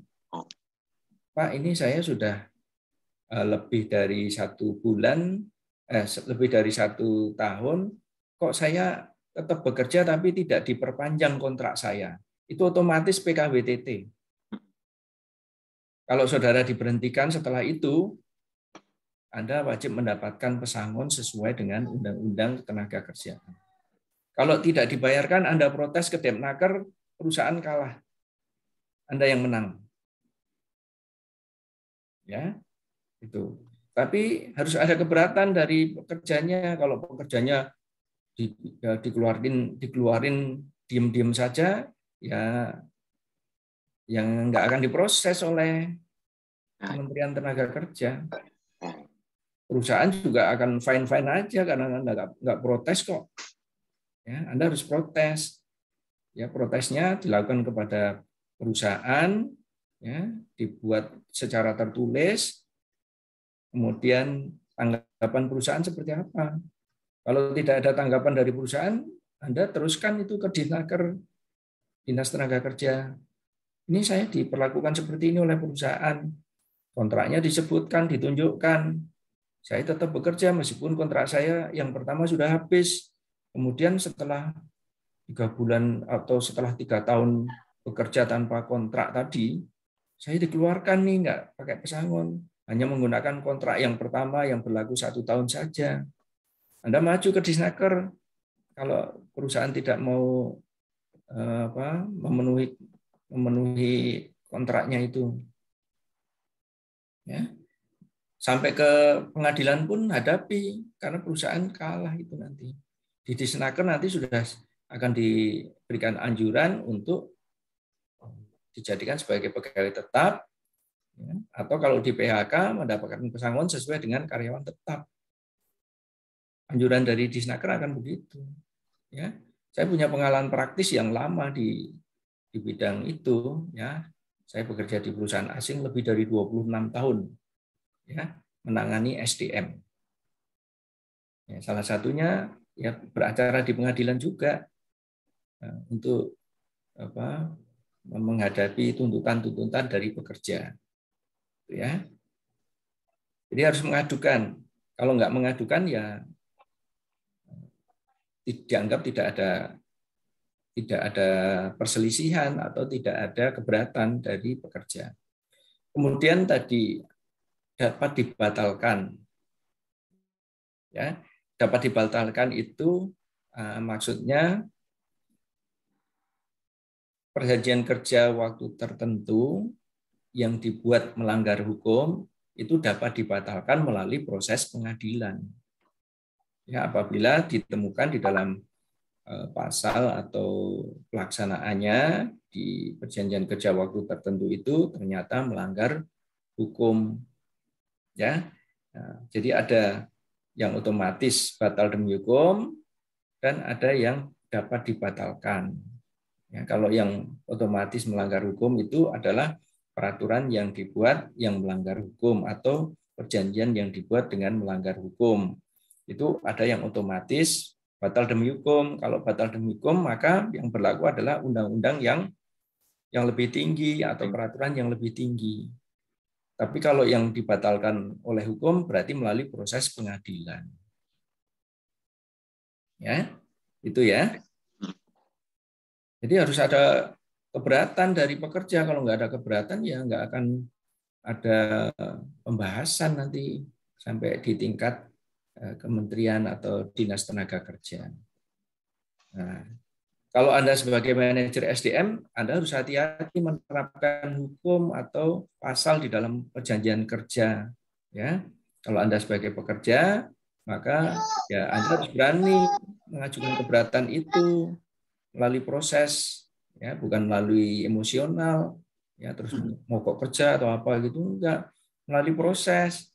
Kalau Anda tidak ditanggapi suaranya, ya Anda membentuk serikat pekerja, karena serikat pekerja kan 10 orang sudah bisa.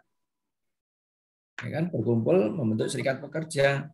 Tidak perlu izin dari perusahaan, cukup mencatatkan ke Dinas Tenaga Kerja, lalu disampaikan hasil pencatatannya itu kepada perusahaan. Nih loh Pak, saya sudah membentuk serikat pekerja karena aspirasi untuk memperkuat aspirasi pekerja, ya, untuk memperjuangkan hak-haknya pekerja. Kami membentuk karena selama ini kami tidak ditanggapi kalau bicara satu persatu dengan perusahaan. Perusahaan tidak bisa menolak kita membentuk serikat pekerja itu. Karena itu diatur di dalam Undang-Undang Nomor 21 tahun 2000 tentang serikat pekerja. Sama-sama undangnya, ada Undang-Undang Ketenagakerjaan, ada Undang-Undang 21 tahun 2022 tentang serikat pekerja. Ada Undang-Undang Nomor 2 tahun 2004 tentang penyelesaian perselisihan hubungan industrial. Ya. Gitu. Ada lagi saudara-saudara yang mau bertanya? Boleh nambah, Pak? Silakan.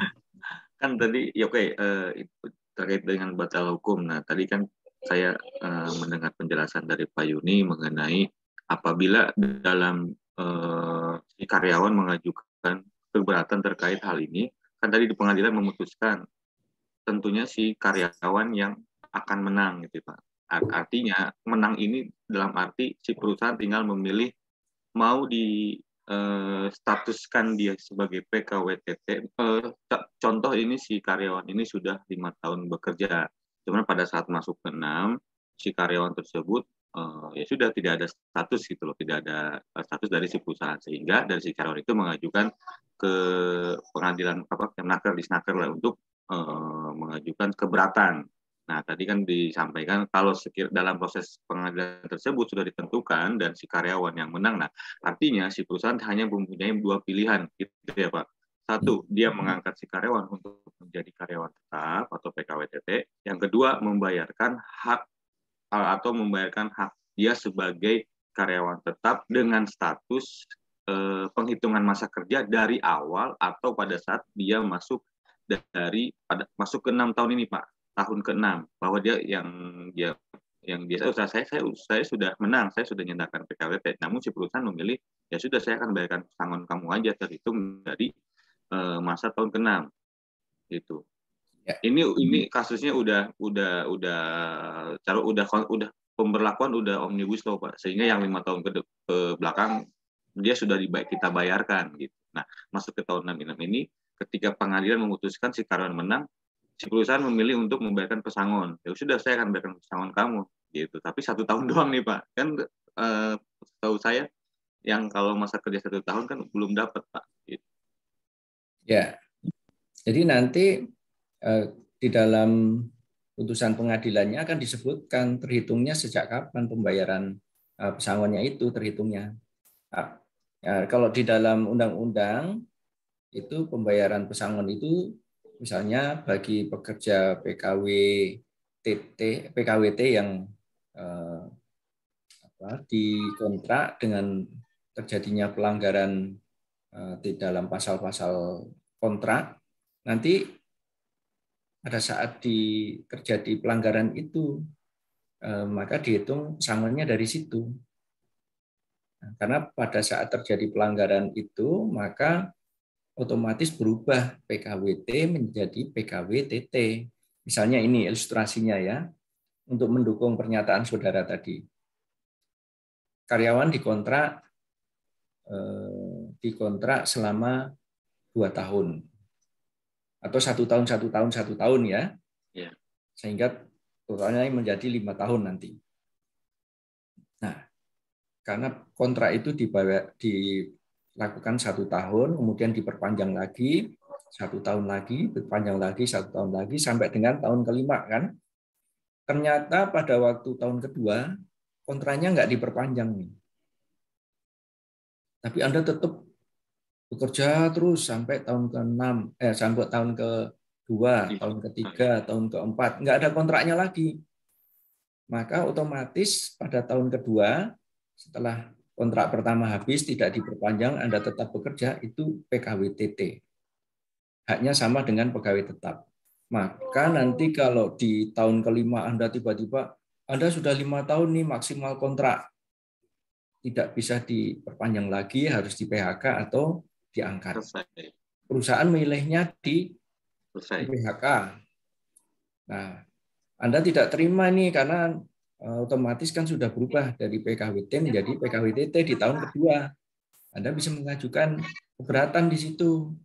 Nah, keberatan itu kemudian dibawa ke mediasi di tripartit dengan Kementerian Tenaga Kerja. Nanti Kementerian Tenaga Kerja kalau ternyata terbukti terjadi pelanggaran kontrak yang harusnya diperpanjang tapi tidak diperpanjang dan harus masuk bekerja terus-menerus sampai tahun ke-5 baru diberhentikan. Nah, itu berarti Kementerian Tenaga Kerja akan memutuskan atau memberikan anjuran berupa ini pegawai harus diangkat atau di PHK dengan membayar pesangon terhitung sejak terjadinya pelanggaran, yaitu pada tahun kedua. Maka ngitungnya pesangon itu dari tahun kedua, ya, sampai dengan tahun ke-5. Bukan yang terakhir saja. Bukan terakhir pada waktu Anda menggugat di tahun ke-5-nya itu.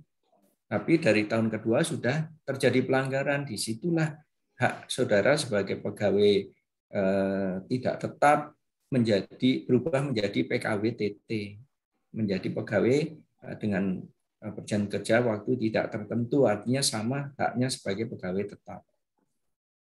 Ya. Jadi terhitung nanti putusan pengadilannya akan ditulis di sana.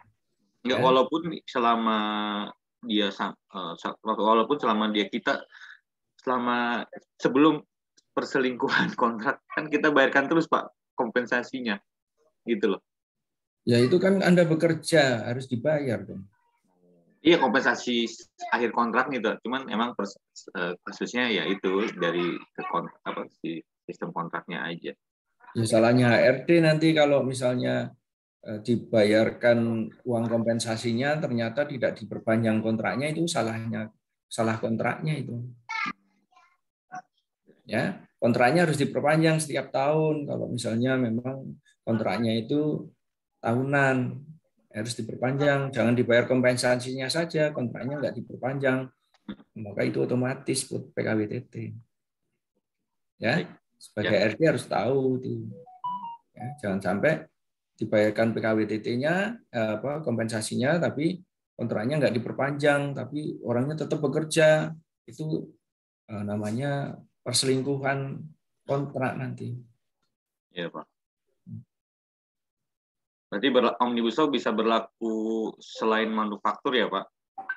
Artinya dari jasa, keuangan, terus servis pelayanan dan lainnya ya Pak ya? Iya, jadi hubungan industrial itu berlaku untuk semua perusahaan, baik perusahaan asing, perusahaan BUMN, perusahaan nasional lainnya, baik di sektor industri jasa, industri manufaktur, ya, industri pendidikan, industri apalagi itu ya, kesehatan, harus mengacu kepada Undang-Undang Ketenagakerjaan. Karena Undang-Undang Ketenagakerjaan itu adalah leg spesialis, bukan leg generalis. Ya, misalnya ketentuan mengenai pengangkatan atau ketentuan mengenai kontrak itu kan sudah diatur di dalam Undang-Undang Ketenagakerjaan. Jadi semua kriteria perusahaan itu harus mengikuti Undang-Undang Ketenagakerjaan yang sudah mengatur khusus mengenai perjanjian kerja. Ya, perjanjian kerja itu kan leg spesialis tuh. Dulu sebelum Undang-Undang Ketenagakerjaan muncul, ada berlaku leg generalis, yaitu perjanjian perdata. Ya, di dalam perjanjian kerja itu ada perjanjian perdata. Nah, setelah Undang-Undang Ketenagakerjaan yang mengatur mengenai perjanjian kerja diundangkan, maka leg spesialis, derogat, leg generalis. Ya, undang-undang yang sudah diatur khusus itu mengalahkan undang-undang yang diatur secara umum.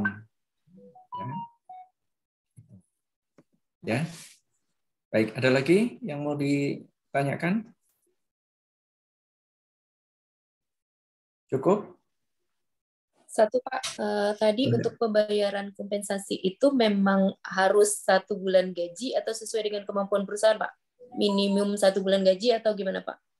Ya, di dalam kompensasi pengakhiran hubungan kerja itu sudah diatur ya berdasarkan PP nomor 35 tahun 2021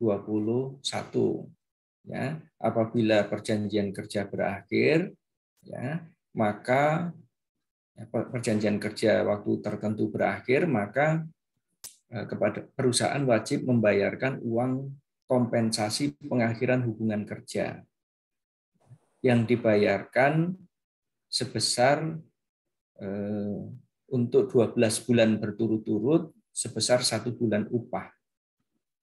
Kalau kurang dari nasional.